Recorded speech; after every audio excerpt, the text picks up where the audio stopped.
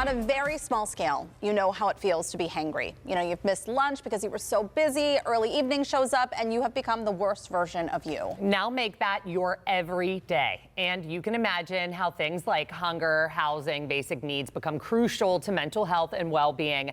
And thank goodness for Natalie Bencivenga. She is here to talk to us all about this with Be Inspired with Natalie B. And September is a very important month. I feel like especially for these issues that can really hit home. So what all is covered in September? So there's a lot, but today what I wanted to touch on was Hunger Action Month, how it intersects with Suicide Prevention Month, and it's also Recovery Month from drugs and alcohol. And all of these things really do intertwine. And I think it's important that we kind of talk about how.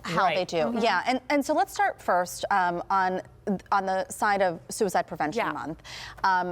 Really startling statistics, especially when it comes with teens and other particular groups as well. I was really surprised too, Heather. I didn't realize that for children ages 10 to 14, suicide is the second leading cause of death. And if you're an LGBTQ youth, you're 4 times more likely to attempt suicide than your cisgender and straight heteronormative peers.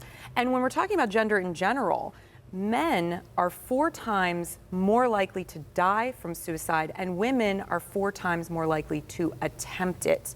And so I think we really need to focus on why is this happening at such a rate? It's the 12th leading cause of death in the United States in general. Wow. And I mean, it's huge. It all boils down to basic human needs. Yes. If they, to kind of roll that into Hunger Action Month, if people do not have these basic needs and basic mental health resources, it can lead obviously to a very dark place. It can, but here's the fun part with Pittsburgh.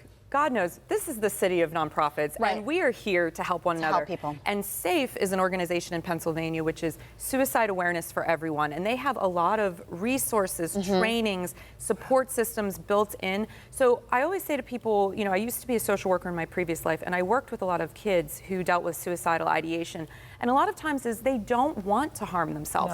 They just don't know a way out of these feelings. And so to your point, we really need to put our money where our mouths are and start funding mental health initiatives at the state and local levels. That's right. And we talked a little bit about, you know, just that feeling of how we can feel on a very small level of when we don't have enough to eat, how it can impact our judgment, our well-being, and a whole lot more, especially if it's long-term.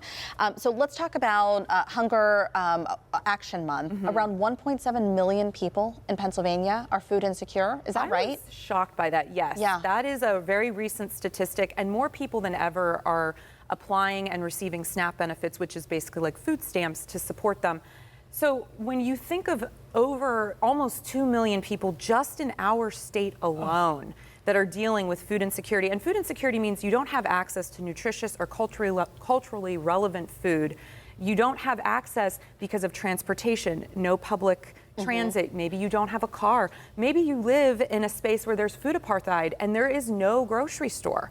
So these intersect with the fact that then that impacts your mental health, it can impact your finances. There are so many things, your educational standpoint, which of course we know can impact children when they go to school. You see how it starts to become a web. Absolutely, and thank goodness for 412 Food Rescue. I'm so glad you're highlighting them. They do the Lord's work. They really do, and you know, I'm all for all of the incredible food banks here in the city, but what I like about 412 is they have the Food Rescue app, and they bring the food to the people where the people need it. That's really quickly. I know we're running out of time, but can we talk? It's Recovery Month. Power is an organization that's doing some good work here. And there are 4.3 million women in the United States that have both a mental health issue as well as an issue with drug and alcohol abuse, and actually 48.5 million Americans just last year were dealing with this. So Power is an incredible organization focused on supporting women since the 90s, and they have a new campus.